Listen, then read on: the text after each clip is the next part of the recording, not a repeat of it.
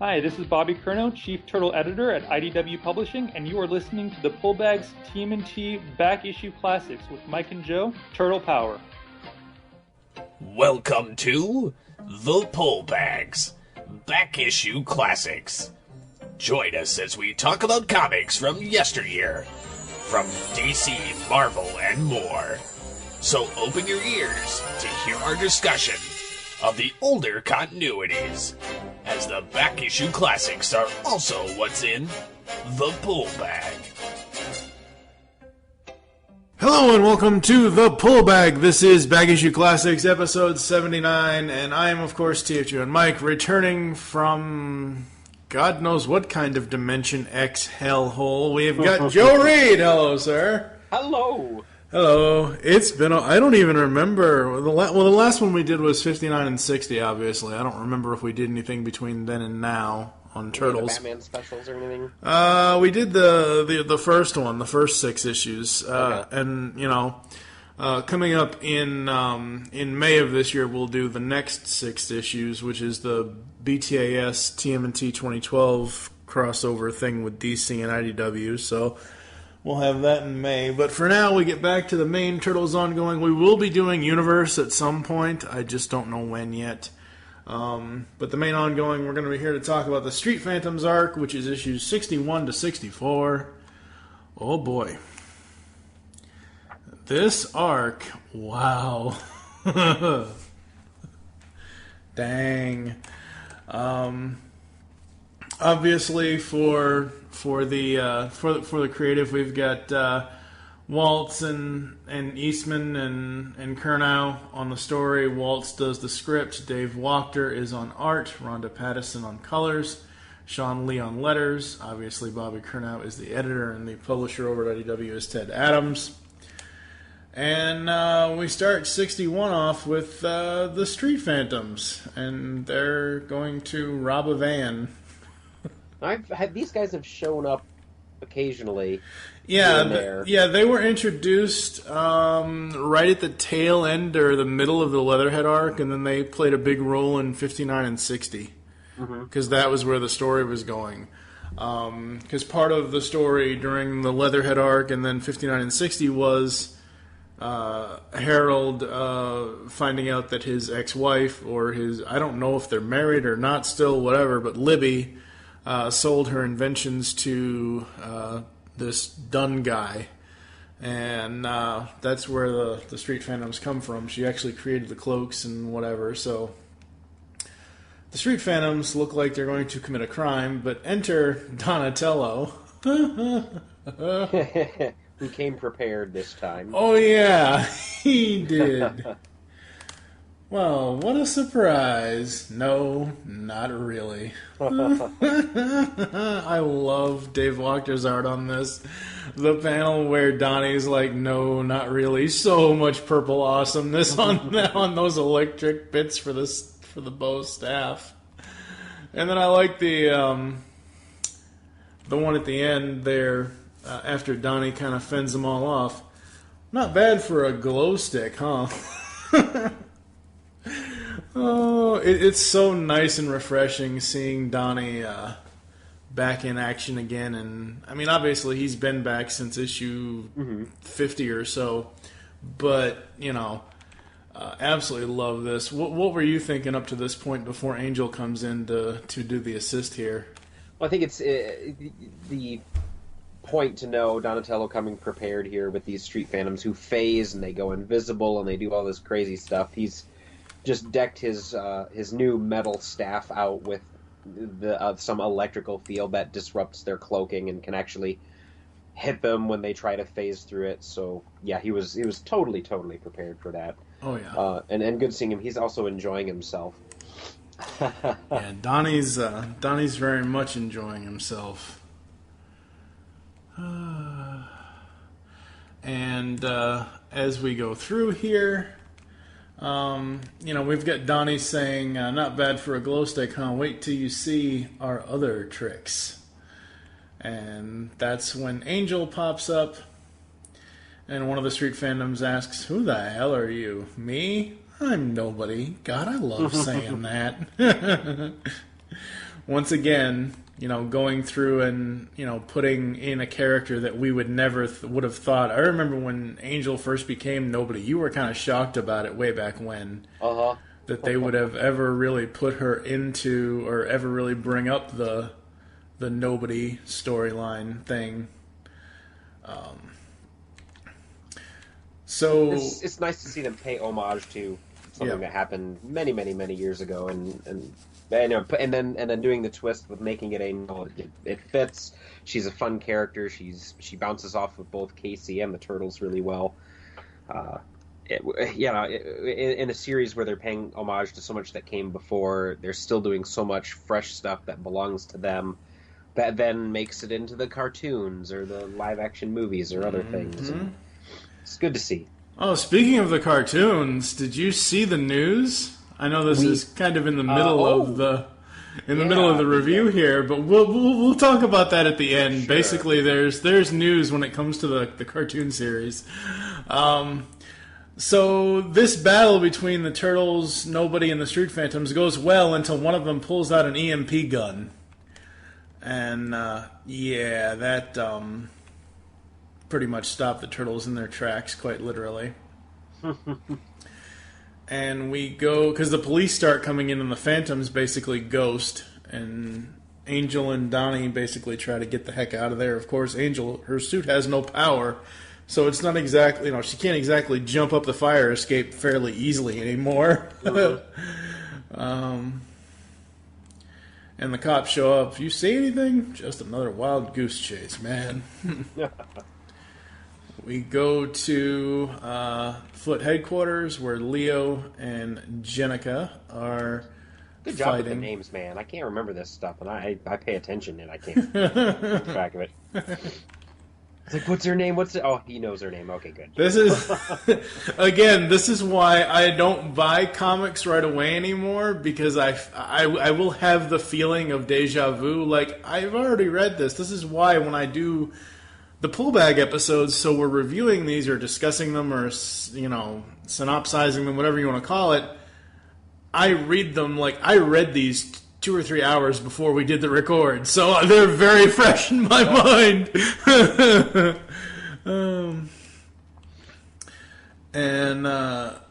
So she and Leo are she's doubting herself. He's telling her that she's an excellent fighter, and because she allowed him to get some licks in on her, she's got some scratches on her face and things like that, and she's like, not excellent enough. And apparently in her former life, her name was Jenny, so that's what Leo's going to start calling her now.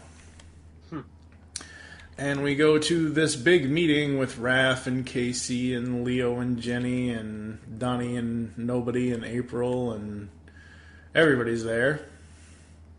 Well, everybody except Mikey until, he comes in with some pizza, of course. And we're still on this whole kick of Mikey not really being with them, and it's only going to get worse as this arc goes through. Yeah, the awkward tension going on. Mm-hmm. Yes, they may be all together, but they aren't on the same page. Donnie's out there solo doing it. Leo's absorbed in being a Foot Clan guy, and Mikey doesn't want to have anything to do with the Foot Clan. Yeah, and at this point in the story, when Mikey comes in, all as I know about Raph is Raph wants to kick ass. Mm-hmm. I mean, that's really all I know at this point. We get a little bit of the flashback here talking about the events of issue 59 and 60 with Kitsune. I gotta say, the panel where Splinter says, "We must chart an aggressively decisive course of action against our enemies moving forward if we are to have any chance of defeating them." I gotta say, Dave Wachter on the rat art here,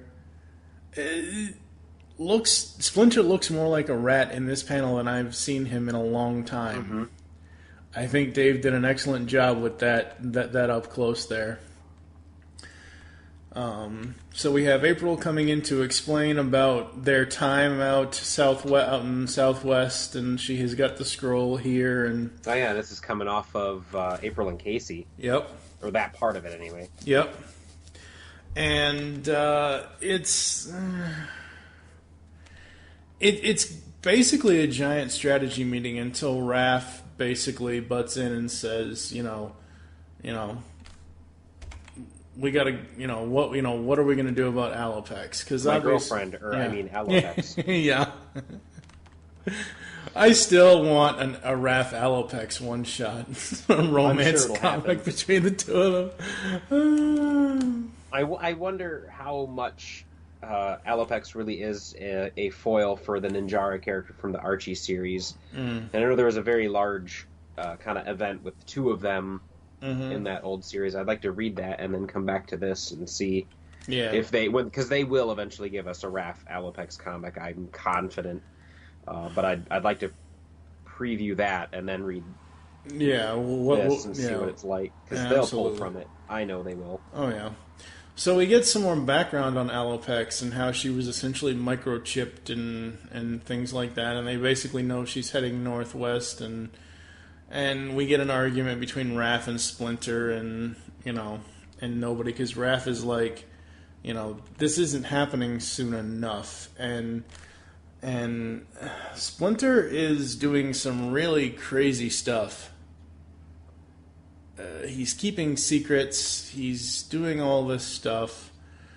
We find out that he knew of Harold's. Oh no, we're not to the capture yet. But Splinter is. He's doing some really questionable stuff. Yep. Very much so, to where again Mikey is still questioning it. And Mikey, basically doesn't want anything to do with it. And again, I love Dave Wachter's art here. And Rhonda on the colors, oh God, it's just so good. It's just so damn good. And it's weird for me to see Mikey and Leo fight. Like, I'm used to, like the panel, further down here where Mikey says, no, Stupid is attacking first. Stupid is looking for trouble instead of stopping it. And Leo's like, come on, save the drama, Mike. This is serious business. And, Mikey's like, funny, because, that's because exactly what I thought I was doing. And Mikey walks out again. And it's just so weird to me seeing Mikey be... I'm going to use this line twice in this podcast, folks, but Mikey has been trying ever since Shredder was killed to be the voice of reason, to bring them back to where they were. And it's not working yet. So he keeps on leaving. I like that they continue to play Mikey not like the idiot, not like the goofball, but like the emotional one, the one who's in touch with family and right and wrong and all of these, and innocent. He's also innocent in that kind of naive way. And where Mikey in his innocence can sometimes be naive. Yeah, that line right there. It's time Leo says it's way past time we all grow up and deal with them like adults. And that's because Mikey is the only one really acting with that clear head and of visible motives. Everybody else is kind of playing their own game, but I mean the thing with Mikey is, and they've pretty much said this throughout this entire IDW series, it's very clear both in the art and in the story that Mikey is the youngest of them.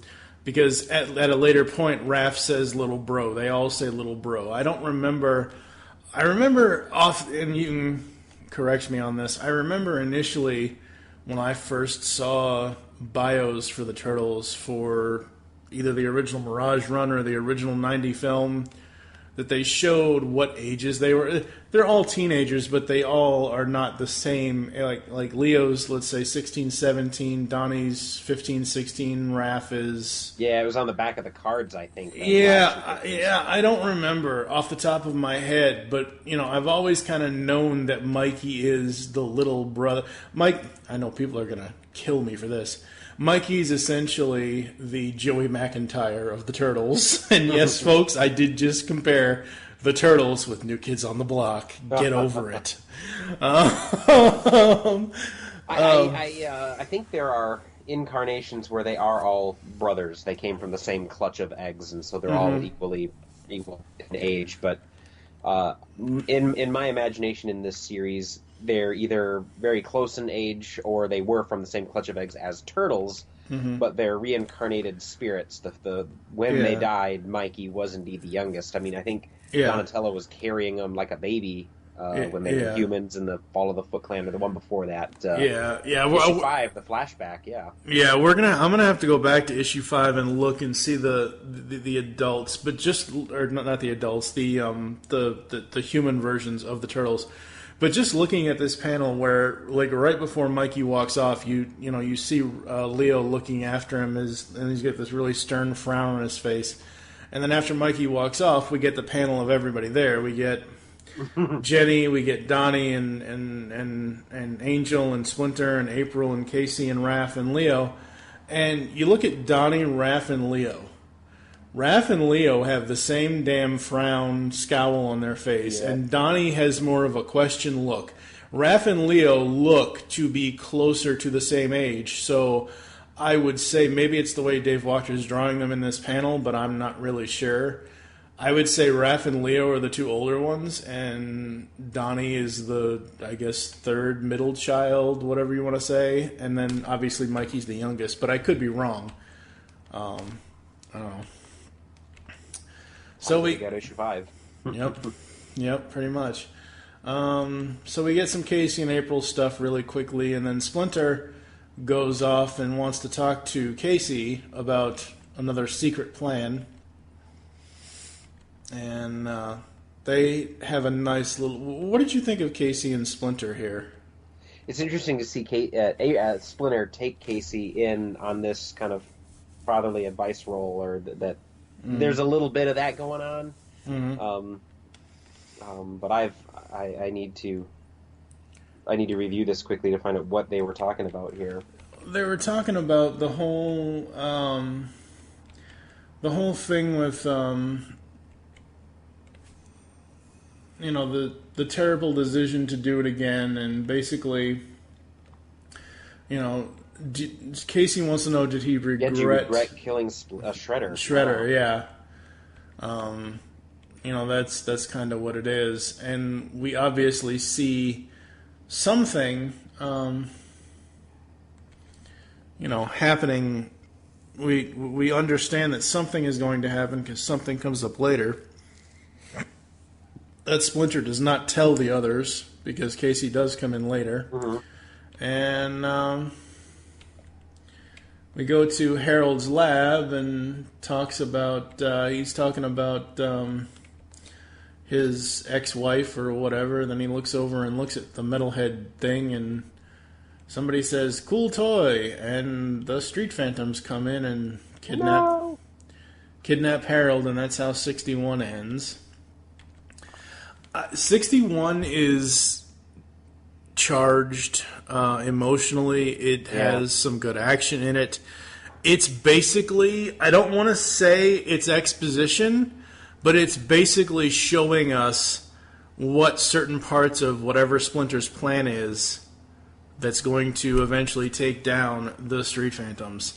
It's showing he's got many sticks in the fire, and nobody knows what all of them are except for Splinter.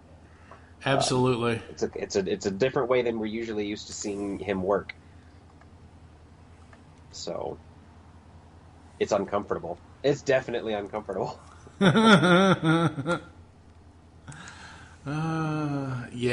very much so. So what did you think overall of 61 being the start here for the Street Phantoms arc?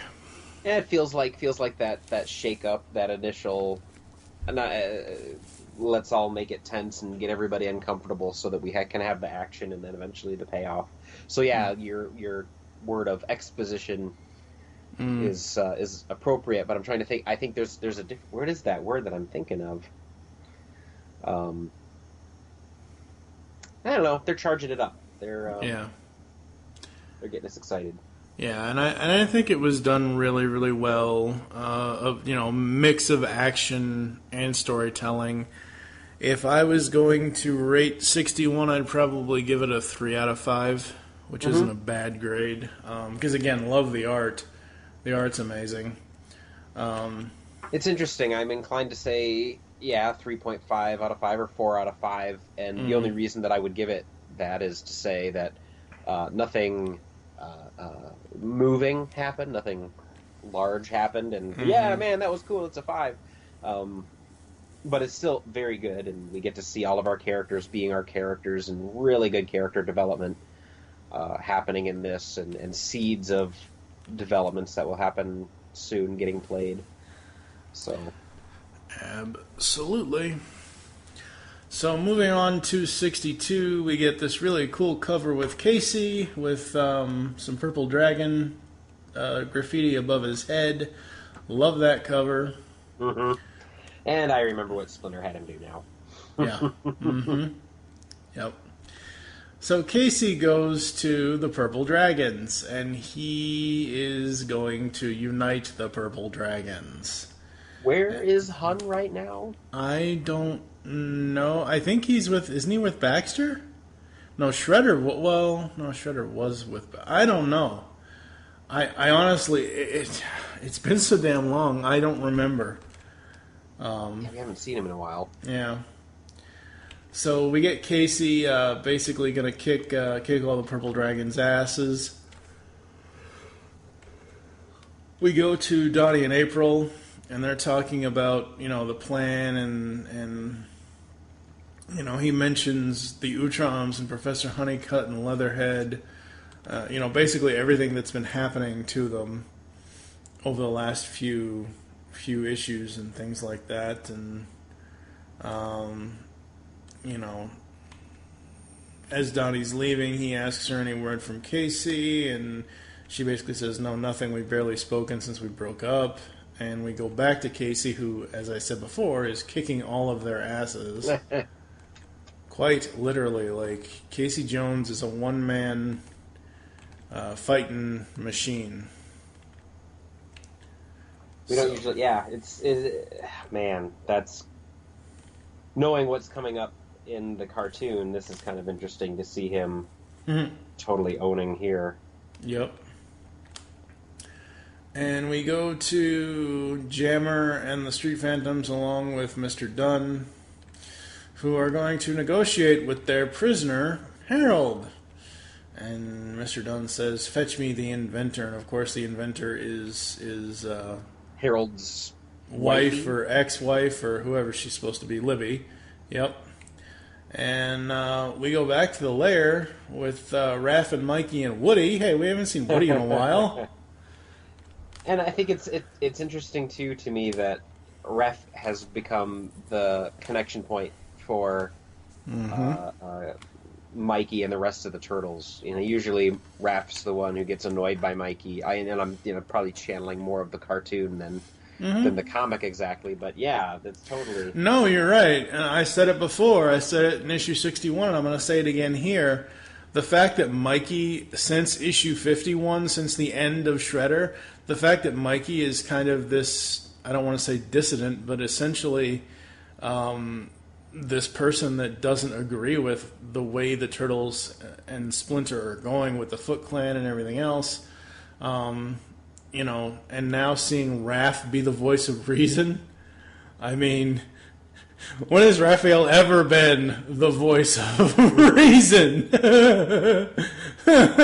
And by the end of this really, really awesome exchange, they end up, hugging and everything else, and it's just such a nice moment.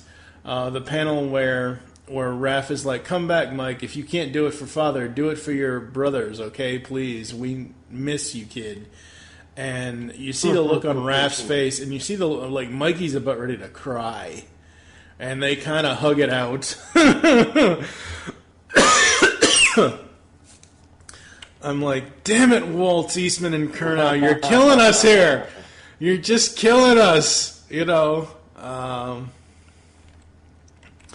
So I absolutely love that moment. What did you think of this whole exchange between Raph and Mikey? Yeah, it is beautiful. We always get to see Mike and Don interacting. We always get to see Leo and Raph interacting, but when very special moments like this happen between two characters who don't usually get along, it's like, yeah, all right, good job. That's kind of nice.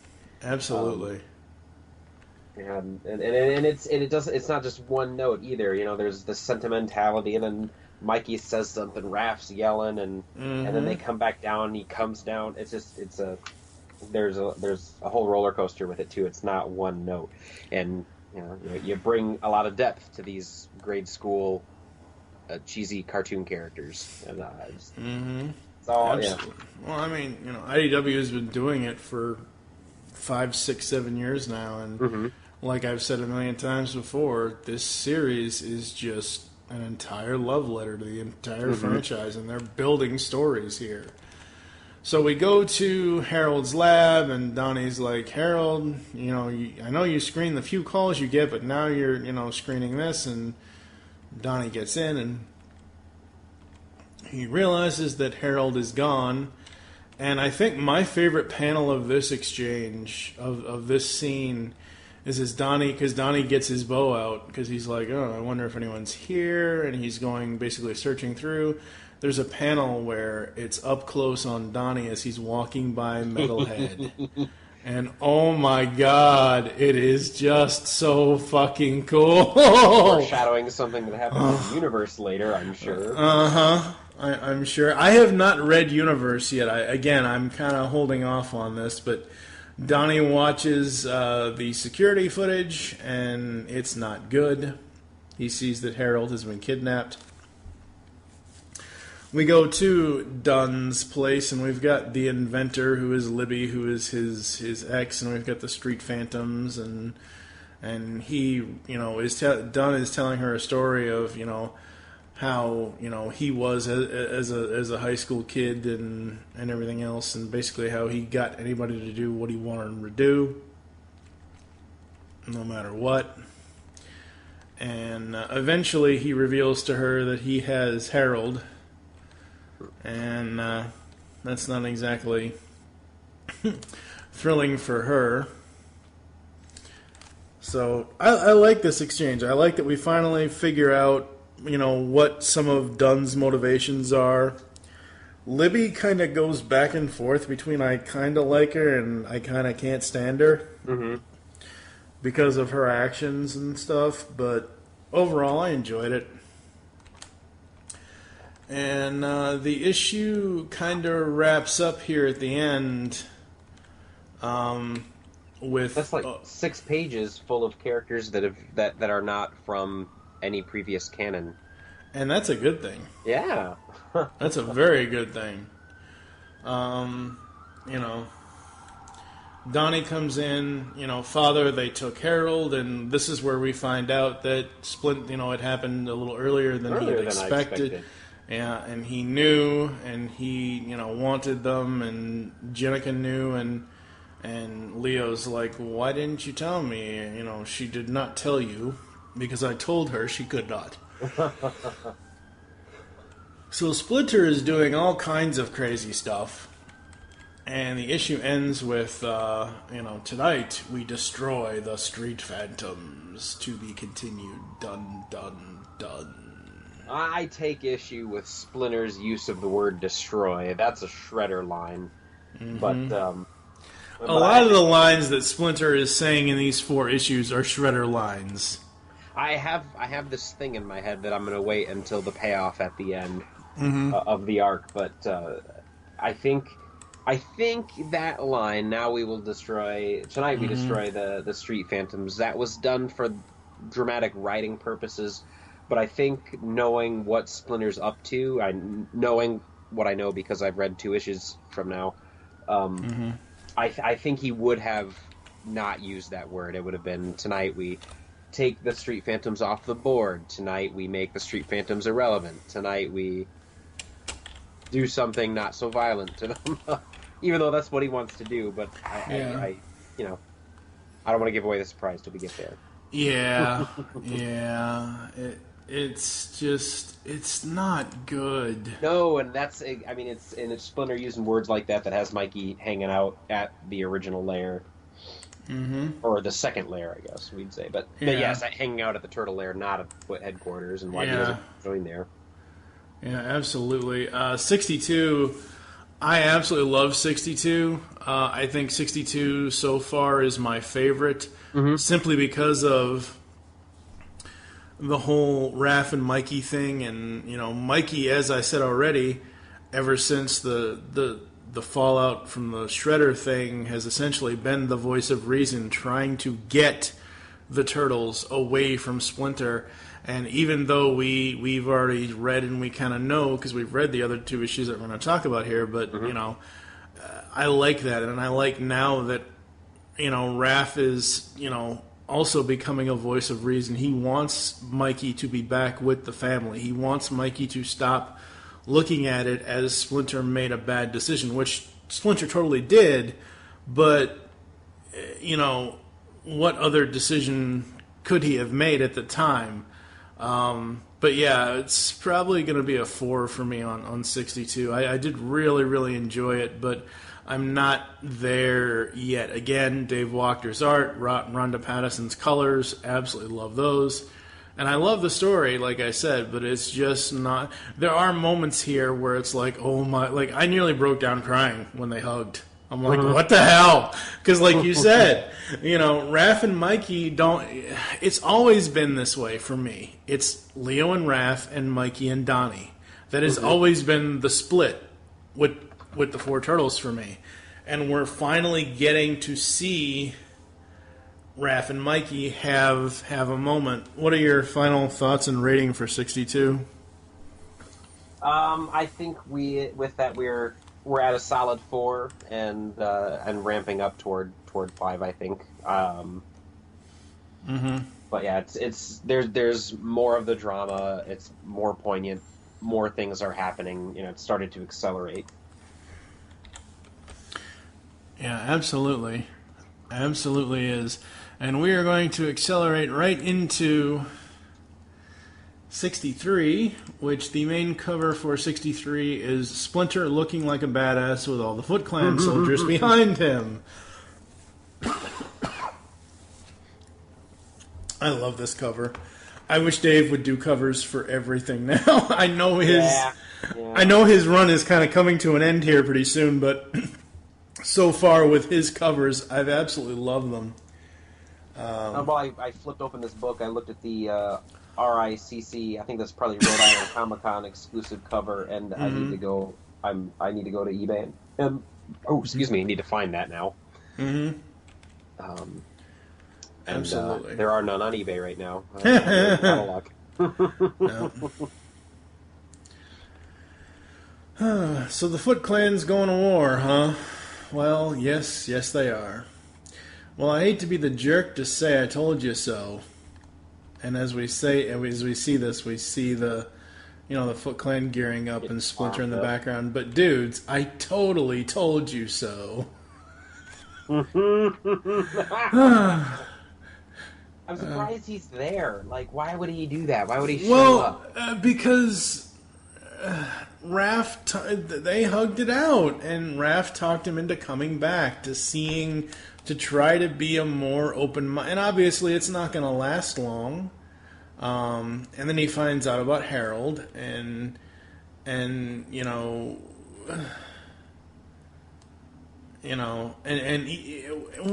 think the reason why Raph brought him back is so we consistently will see over this issue and the final part of this arc and the next issue in 64, the constant descent of the family. It's breaking up. It really is. The sons are moving away from the father because of the father's decisions, and we find that out at the very end of this. So yeah, they bring Mikey in, and the reason why, you had said that you couldn't believe that he came back, and, the reason why I think he came back was that, he and Raph hugged it out, and Raph wanted him to come back to see what the family was going through, and the reason why I think Mikey came back is what is going to be leading up to the end of this arc, and the dissolution of the family, because the family essentially... You know that old saying, don't step on a crack or you'll break your mother's back? There's a huge Grand Canyon-sized crack between the father and the sons, and it's not even any more evident than the panel where Donnie says to Mike, right after Mikey learns that Harold has been taken, Donnie tells him, he actually called Harold an asset. Can you believe that? And that's why Mikey is here, to show them, to show the other three turtles that he has not been, and they know this, that they know that he has not been good with this whole plan thing from the beginning, ever since, Splinter killed Shredder. But the turtles, all four of them now, will see, Raph's kind of coming around to it. Leo's the last one to kind of make that choice, and Splinter even tells him. I know I'm jumping ahead here, but Splinter does tell Leo at the end, you have to make that choice.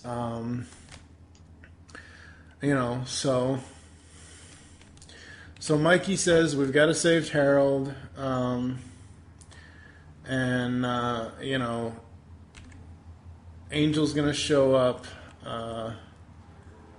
They're going to need all the help we can get, and we go to, and again, I love Dave Wachter's art, like the panel where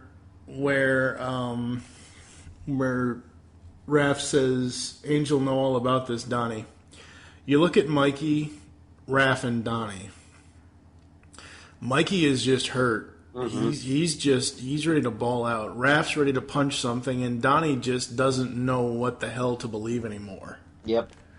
And it's showing you, and you go to the next panel where you basically have the three of them together in their emotions, and then right before that you have Leo standing off away from them because he is Chunin, he is trying to keep the Foot Clan, and it's just a nice juxtaposition of seeing how the family is really split. Again, we talk about the four turtles splitting up. We talk about Leo and Raph and Mikey and Donnie each going off as a two-person team of the foursome, and now it's essentially 3 against 2. Well, that panel is beautiful. You've got Jennica standing between Splinter and Leo. She's come between them. The Foot Clan, the 2 Foot Ninjas, have come between Leo and the brothers. Mm-hmm. And so there's some really neat kind of symbolism going on there that I hope was intentional, because it's I think really it was. I so totally think it was. Very much so. Right here at this point, I'm wondering. Like, Leo's always been my favorite turtle. Honor, duty, and skill, and I love those things. I respect those things quite a bit. And yes, Leo would be honor, duty to his master, to Splinter. And if Splinter says, "We're going to take charge of the Foot Clan," Leo will be there saying, "Yep, we're going to take charge of the Foot Clan." So what? But where do I like my Leo? Do I want him being a mindless ninja? Not mindless. He's letting Splinter do his thinking for him and respecting his decisions and being his tool. Yeah. Or do I want my Leonardo to be more independent, more in charge, more able to make his own decisions and make the right decision? Splinter absolutely goes crazy. So it's really tense for me. Because I think Leo always gets kind of a short end of a stick on character development, because he's always becoming the Boy Scout, and everybody thinks the Boy Scout's boring. So, Yep. So we go back to Dunn's place, and Harold wakes up and snap out of it, Harry. Well, I guess that answers it. There is a hell.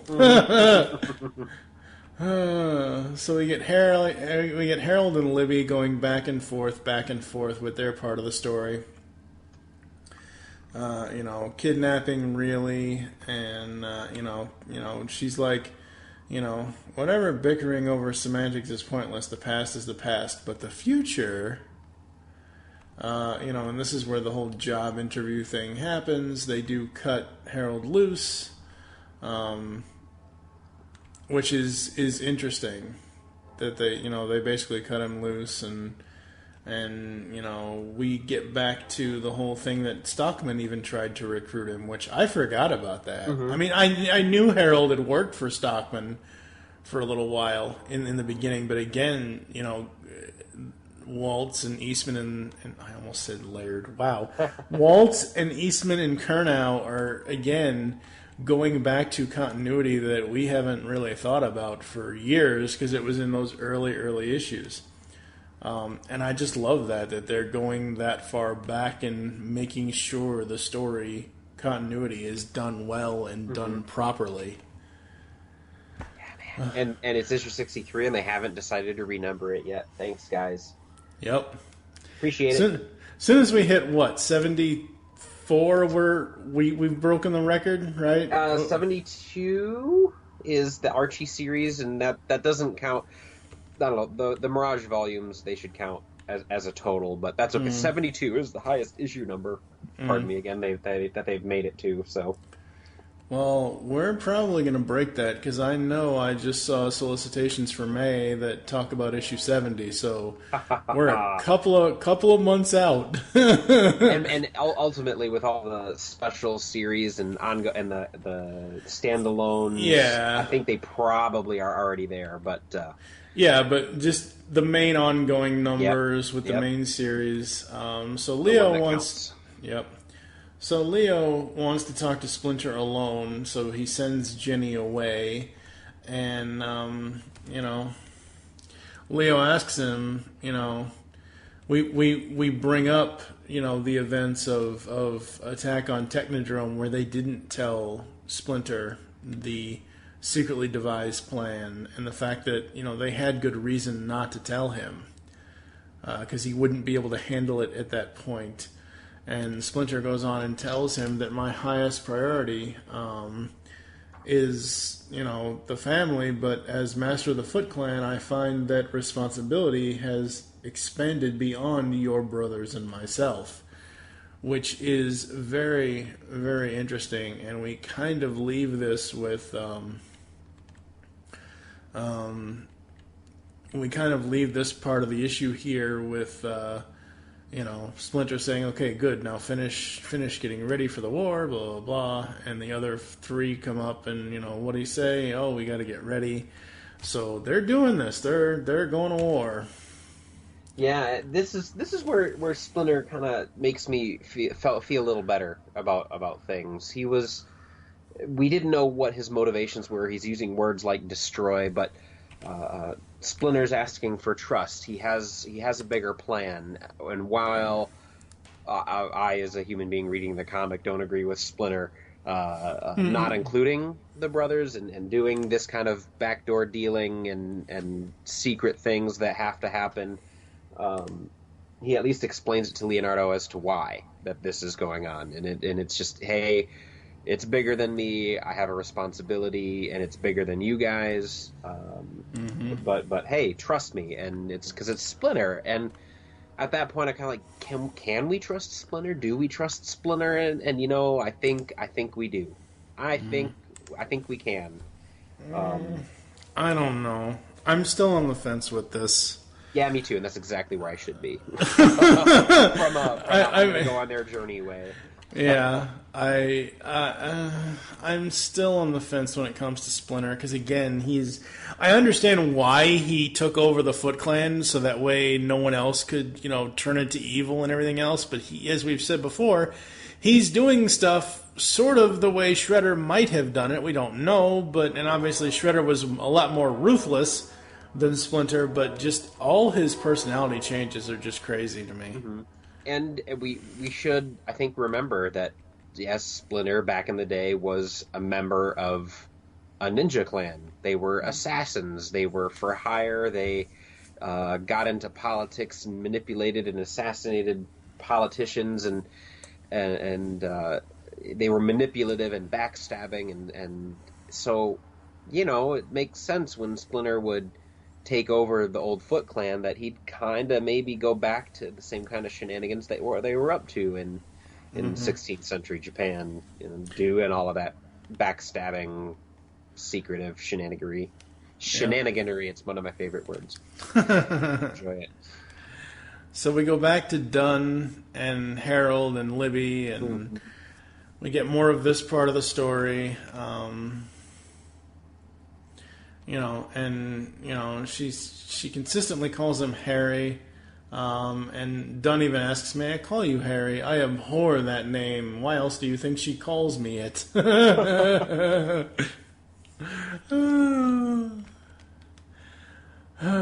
So Dunn continually asks him to join them, and then Harold lists off the reasons why he's not going to. And again,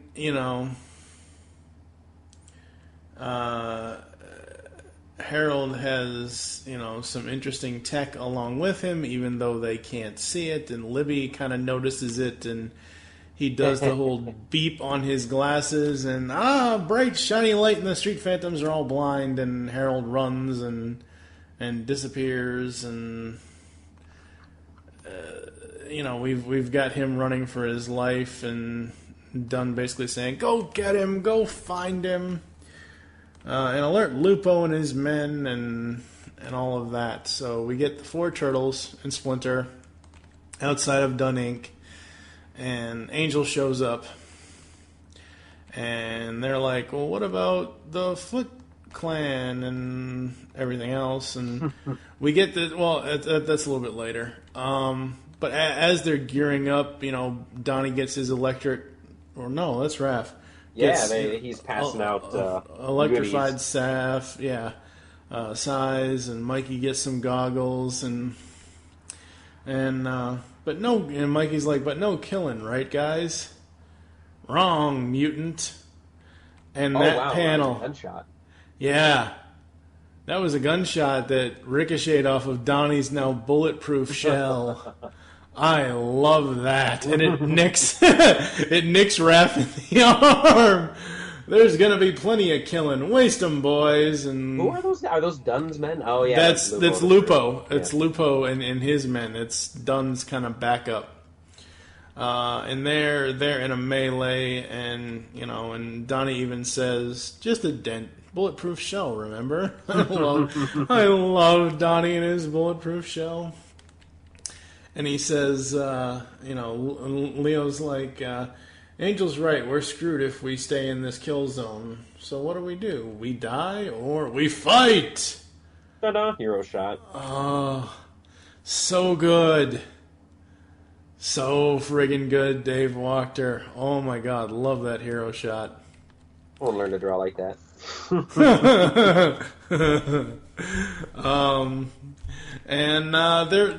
Harold turns the lights off, and the street phantoms are blind again. No, you're not blind. It's just the lights are out. And we see that Libby has created a suit of her own, which is by far the ugliest thing I have ever seen in my entire life. It's like Kmart Ripley's power suit. It's kind of like Lawnmower Man 2. Which I never saw. I did see the first one. I did not see the second one. It's just too friggin' weird. So they kind of have words, and she's about to destroy him, and again, we get this juxtaposition between the two scenes, between the inside scene with them and the outside battle with the Turtles and Splinter against Lupo's men. And of course, the Turtles win this time, for the most part. At least until this is where they say, "Oh, we're the Foot Clan. We need, we need backup." And Donnie's like, "Not necessary." Splinter's like, "That will not be necessary, my son." Donnie's like, "Not necessary? That's totally crazy. Sorry it took us so long, Master Splinter. We just needed to do a little gearing up first." And issue 63 ends with Casey Jones leading the Purple Dragons. I'd be like, "God, you Raph is gonna be pissed."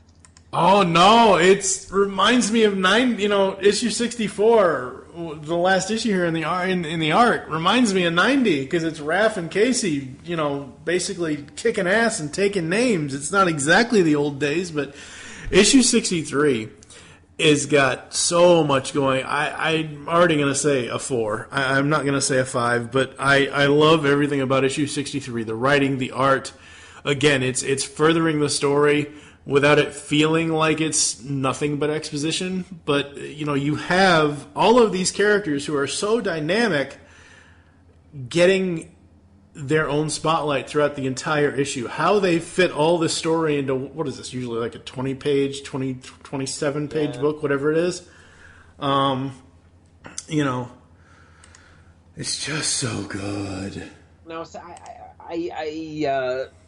I've already flipped open 64 because I can't wait now. But you get so Casey shows up. He's leading the Purple Dragons. They're all wearing hockey masks with a purple dragon painted on the front of it.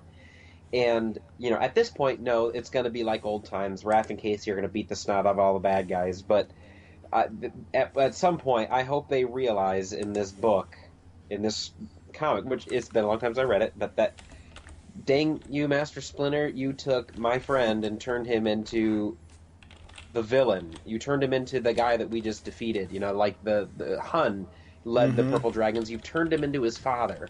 He's a gang leader now, and that's not. Yes, he's on our side, but that's not fatherly of you, Master Splinter. See, I see it a little bit differently. I agree with you to a certain point. And I think I know where you're going, and I agree with you too. Continue. I see it a little differently. Yes, Master Splinter did not tell the Turtles on purpose that he was going to have Casey unite the Purple Dragons, but he's having Casey unite the Purple Dragons under the fact of helping them take down Dunn, whereas when Hun was running the Purple Dragons, Hun was working for Shredder. Hun was basically working for evil. And are there parts of Splinter's actions that are not that are not evil? No, there aren't. I mean, there are several points when he specifically lies to everybody. And he's not, showing and sharing the full scope of his plan. He's not being totally honest with himself or with his sons. But the fact that Casey shows up to essentially save the day, that's something Hun would have never friggin' done. Because Hun is a personality in this comic series that he's constantly jealous. He's constantly felt like he has been put down. He's constantly got that chip on his shoulder. All of that. So I see it as completely. I do see your point where it feels like you're having the Jones boys do the same thing, but it really isn't, because Casey is showing the Purple Dragons that there are good ways to deal with being in a gang. And I'm not condoning being in a gang at all, but, at least they're doing something good with it now. But then you get the nearly the last panel of the fight to join why you're here dressed up like this, to join forces with the Foot Clan, just like Master Splinter planned, to help you guys run the city after we trashed the Phantoms. Didn't your dad tell you? And then there's this resentful Raph looking over his shoulder saying, no, he didn't. Yeah. And this is again going to my point earlier of why Mikey came back. And Mikey really doesn't have anything to do here with it, but that was the whole point of Mikey coming back, so he could be the catalyst to everyone else having to be shown what Splinter is really doing. And Donnie has kind of seen it, and as I said earlier, Leo, at the end of this issue, Leo is kind of the last one that has to make a choice. And Splinter forces him into that choice and says something specific to him about that choice, and we'll talk about that when we get to it later in 64. But the fact that Raph is next in line to basically say, oh, screw you, rat, it's very, very interesting. So they've dispatched all the thugs, and now the Foot Clan, I think it doesn't look like the Purple Dragons are going in, but the Foot Clan and the Turtles and Angel and Splinter are all headed in to rescue Harold.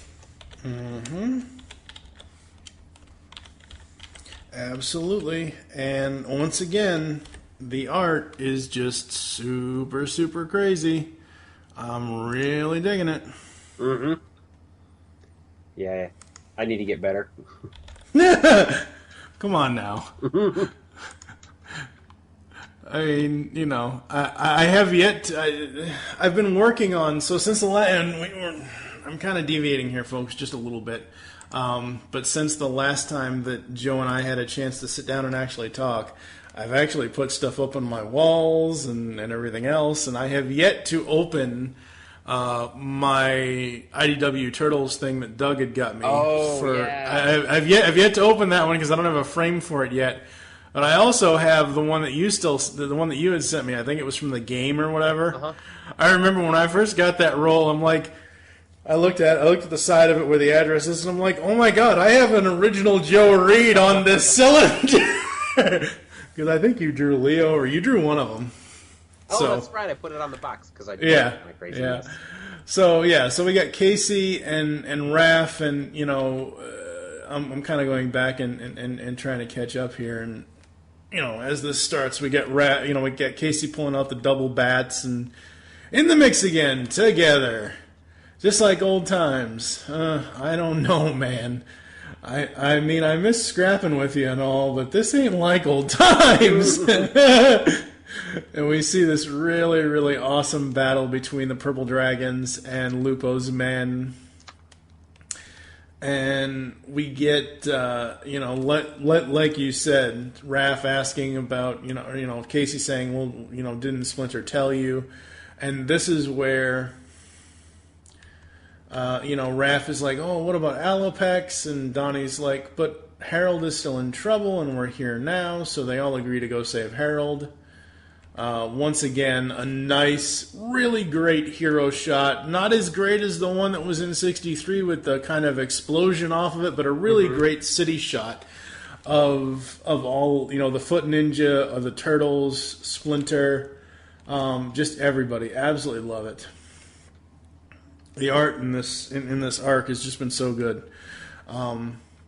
We go back to Harold and Libby, and he basically, says to her that, asks her, why are you here? And she wants to renew their partnership. And, he basically says, yeah, but you stole my ideas. And she's like, your ideas, and shoots at him. And they are a perfect married couple. Don't be obtruse, dude.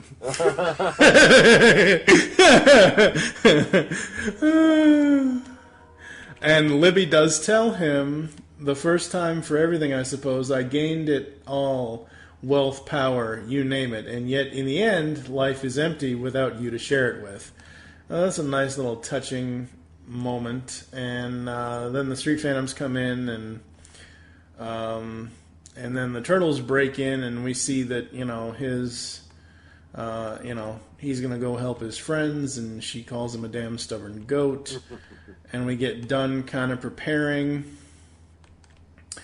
And we get Splinter in the elevator with the Foot Ninja, which I am sorry, there are at least, you got Splinter, at least 4 different Foot Ninja that I can make out, and looks like a couple of shadows in the background. An elevator has a weight limit, folks. Don't get me wrong, I know I'm nitpicking here, I understand that, but come on, there's no way Splinter and looks to be like 6 Foot Ninja can safely fit in an elevator. And the Turtles, they are climbing the stairs, and it's this really cool, awesome stairway battle. It reminds me of the stairway battle in Daredevil Season 2. I love that season. And that scene. Yep. That's what it reminds me of. The whole stairway battle here absolutely reminds me of that. And Donnie and the rest of them have tech so they can see the Street Phantoms now, so they can watch out for the EMP guns, which is really, really interesting. Harold is still trying to escape, and he gets up to the point of getting near an exit door to the stairs, which is not a good idea because Libby comes up behind him And, we've got one of the oh my god. Street Phantoms. Oh my god, dude. I almost called them Starjammers. I almost went X-Men on you. I'm like, what the hell? I stopped watching the cartoon by that point, so I know of them, but I don't know anything about them. So Harold kind of opens the door. He's basically telling Libby to forget it, and the Street Phantom behind the door is like, oh, inventor. And this is when, tragedy strikes. She goes to save Harold, and the I almost did it again. The Street Phantom. Yeah. Thank you. He basically kills Libby. He basically slices her open. And then this prompts Harold to basically want nothing more to do with the Turtles. He's done with them. Yep. With them and their... Because Harold's not a violent guy. He's never been a violent guy. And yeah, he's pretty much done. He even, he says, I'm not okay, Donatello, not in the least. I should be relieved to see you. I honestly thought I would be. But now I realize ever since you barged into my life, it's been nothing but chaos. I create, you destroy. No more. I'm done with you and your damn ninja clan. Get away from me before you bring any more destruction into my life. Mm-hmm. So Leo's like, come on, Donnie. Angel will get Harold to safety, and they leave, and they have to deal with Dunn, and we get this really nice shot of him facing off against the Foot Ninja. And he's basically gonna, footballize him. And we have this really epic shot of the unmasked Street Phantoms. One looks to be about 4 different Foot Clan members. All the Turtles standing together. Splinter kind of standing. He's in the center, but he's kind of like he's not. If Splinter and the Turtles were together on this and they were a family, I would expect the Foot Soldiers to be on the side, like on the 2 sides of the panel, and the Turtles behind Splinter. Mm-hmm. But the way this looks to me, like it's 2 very defined sides. It's the Turtles, and then it's Splinter and the Foot Clan. Mm-hmm. And we have a fight between Splinter and Dunn, which the best panel of this issue is, at least for Splinter's sake, in his action shots, is where he says, "Your inventor lost, and despite your admirable prowess," just that whole uppercut punch thing. Oh my God, that's awesome. And Splinter gives the guy a choice. He gives him the choice of surrender or, basically saying the terms of the surrender are we take over everything. And Donnie's like, what is he talking about? And Mikey's like, we're going to steal all their stuff? And of course, Dunn is not going to be outdone, and he's not going to give in. And Splinter has Jenica kill Dunn. Wow. Yeah. Not cool, Master Splinter. Not cool at all. And all the Street Phantoms are like, holy, they killed him. Again. He did it again. I can't do this, guys, anymore. It's too insane. And this is where Donnie and Raph, Mikey's right. He's been right all along. And Raph even says, yeah, this ain't us. Not one stinking bit of it. And they all walk away, leaving Leo to ask Master Splinter, or basically tell Master Splinter that he's, turned them into crooks and murderers. And this is epically awesome. And he tells him that this isn't strength, it's wrong. And we go through this, and at the end here, Splinter says, your brothers have made their decision, and now you must do so as well. I can no longer lead them, Leonardo. That duty now falls to you. between Splinter's panel and where it's showing him and Leo's panel where it's showing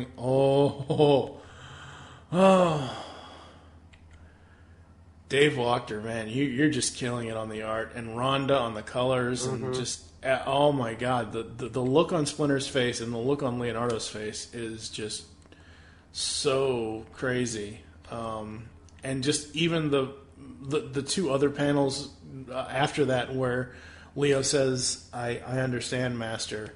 You look at the juxtaposition of the art with Leo and as he's walking away, and then we get a close-up on Splinter in his shame for what he is. He knows. He fucked up. He knows he did. I don't know. I read that as he's sorry he's losing his son, that he wishes his son could come on that journey, but I don't think... I don't think it's going to change what he's up to just yet. And, we get, at the end, Splinter, saying, remove the cloaks from the prisoners. And they're like, and then what, huh? You're going to slice and dice us too? No, then you are free to go. And when you do, be certain you share with others like yourselves the important lesson you have witnessed this day. The Foot Clan is not to be trifled with. Dun, dun, dun. To be continued.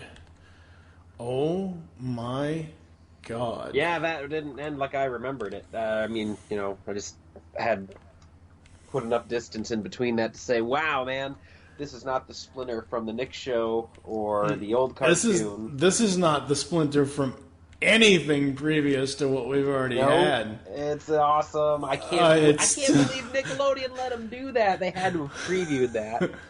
I'm sure, but just, the whole thing with, I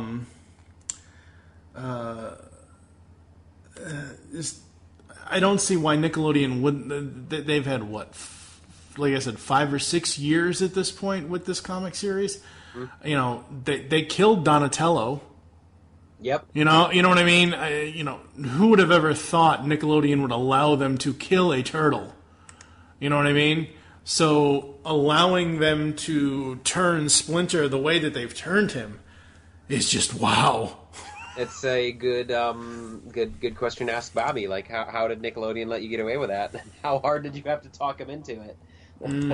Oh, absolutely. Once we get a few more recordings under our belt this year, I'm so getting Bobby back on this show because we've got to talk to him. Yep. So that becomes a 5 because things are awesome. I'm going to write that. Yeah, absolutely. Absolutely. This issue is most definitely a 5. It really, really is. The arc overall, I would say, is probably a 4.5. All 4 issues together. But this issue was most definitely a 5, and I cannot wait to see what happens in the next few issues. I have to look at the next storyline because that's how we're probably going to do this. So I don't know exactly, how the next few issues are going to play out. I know from previews and things like that from when these first came out that issue 65 is kind of a Christmas issue, but it isn't really a Christmas issue. I just know Mikey's going to try to lift everybody's spirits and I've read that, and it was kind of nice. It was kind of sweet, but it definitely taken a break from things and letting everything chill out because that was heavy. Yeah, this makes me say, like, okay, I need to go get the rest of the books out and reread them to. Yeah, absolutely. I don't remember ending on that note. Mm-hmm. And I think that's one of the interesting things for me, reading these fresh and not like I said at the beginning of the podcast tonight, whenever people are listening to this, I don't always have the funds, but I don't have the need to go to Comixology or to even go to one of the comic shops and go get books anymore. Do I still love comics? Absolutely. I would not have been doing this podcast for 5.5, years or 5 years at this point if I didn't love it, but I love being able to be in the moment and take those moments and reactions and bring them to these recordings to be able to read through the comic, like I said, 2 or 3 hours before I do a review. Because that way it's so fresh and it's a fresh, reaction to versus, oh yeah, I remember that happening. Yeah, I owe it to you and the listeners to make sure I'm previewing these more closely because I think there was a point where we were recording them, a couple days after they were read, so like they were right there. But yeah, I will. I'm excited. It's just too good, man. It's too good. Yep, absolutely. I'm fallen out of it, and I can't because I owe it to these guys to pay attention to this wonderful work. As to what's going on. Can't read this with my son yet, though. I don't want to. I don't want to go there.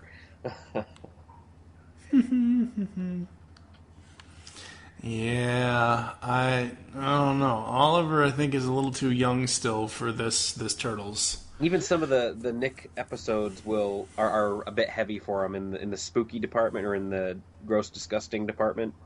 The most recent version of the Shredder, spoiler free, was moderately upsetting to his 6-year-old. I have a sensitive stomach.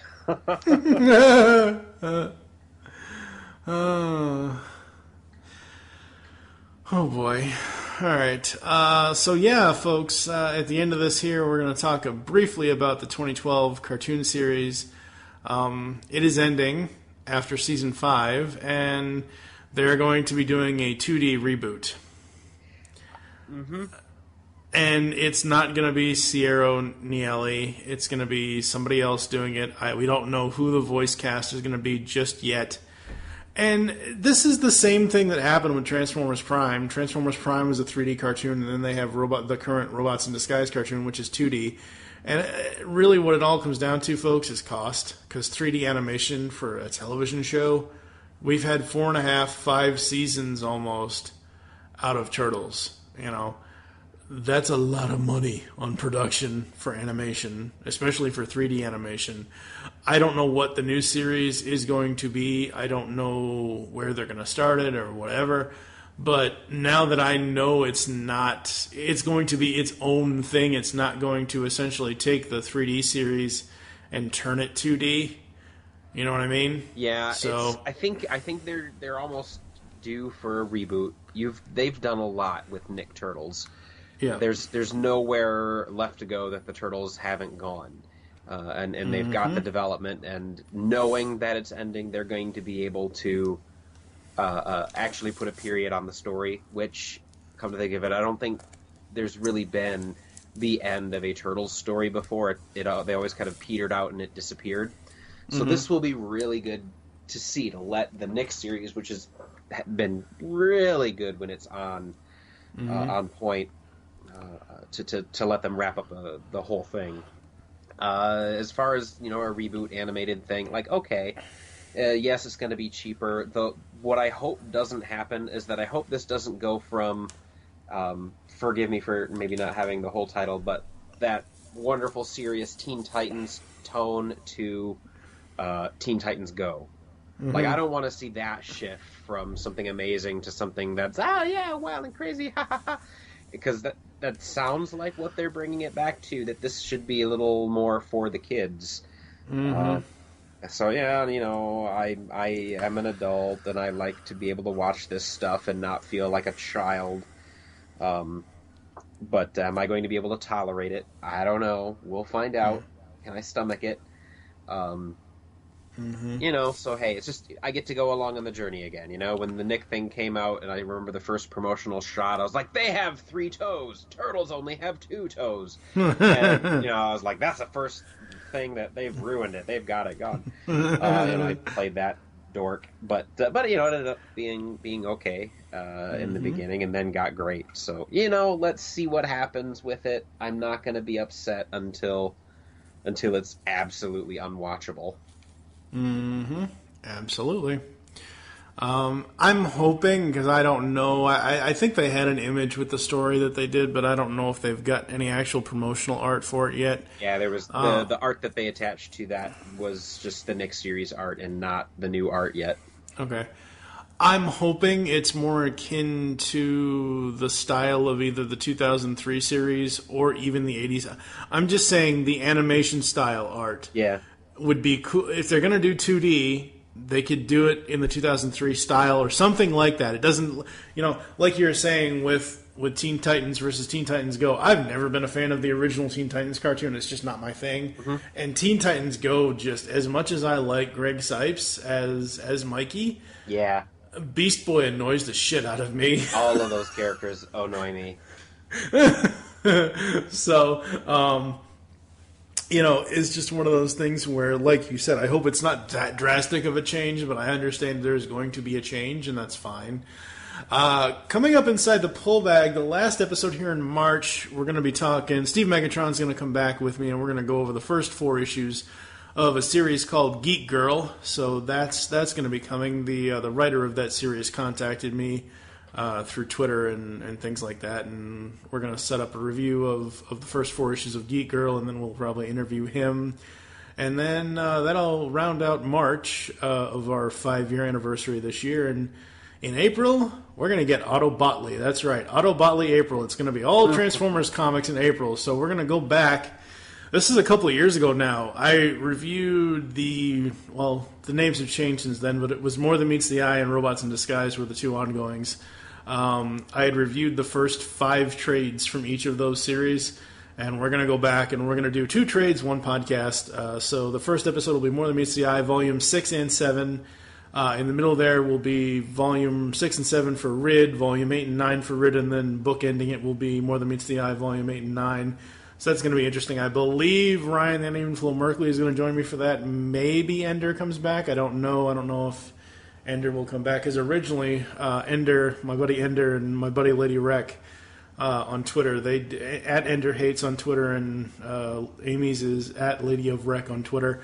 They did the original reviews for me or with me, because I remember when I first started wanting to read the Transformers IDW stuff was when Ender was talking about, oh my god, I can't believe the origin of Shockwave, it's so cool, it's so great, and all this and everything else, and I'm like, is it really that good? Because if it's that good, I should read it, because I've always kind of liked Shockwave, and I read it and whatever else. So that's what's coming up in April. It's going to be Otto Botley April.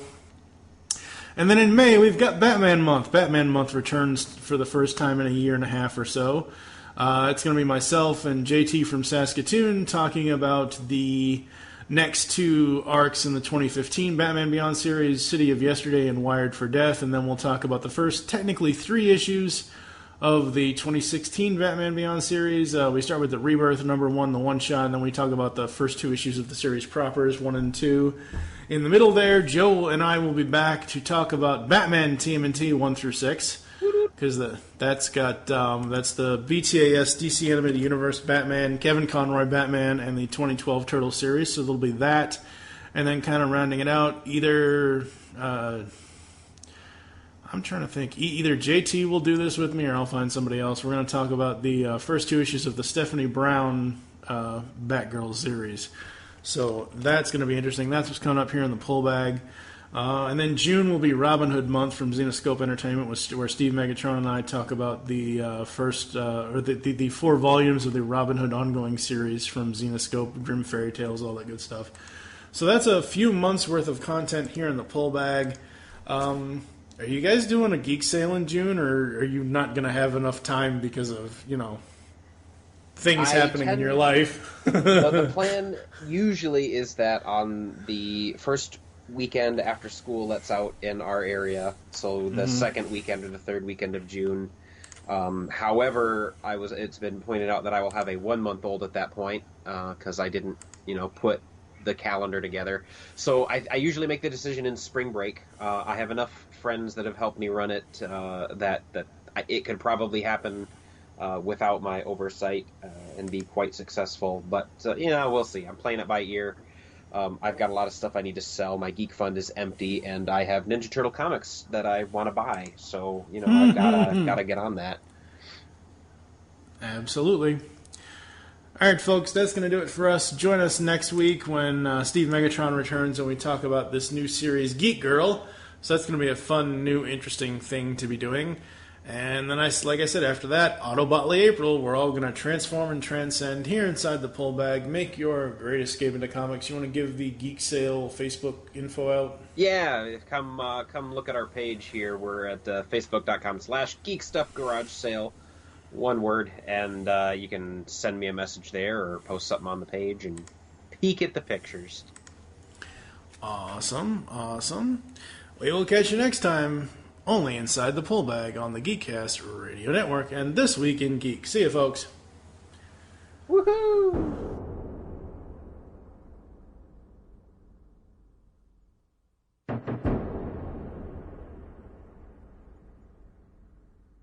You've just heard the latest episode of the Pull Bag, the GCRN's comic review and discussion podcast. There are several ways to get in touch with us and leave feedback for the show. You can visit the website, GeekCastRadio.com, where you can comment on the episode and all of our different podcasts. You can rate our show on iTunes. Be sure to leave us feedback. Call the voicemail line, 502-526-5821. Please remember to tell us the show you were leaving the message for and your name. Become a fan of us on Facebook by searching GeekCast Radio Network.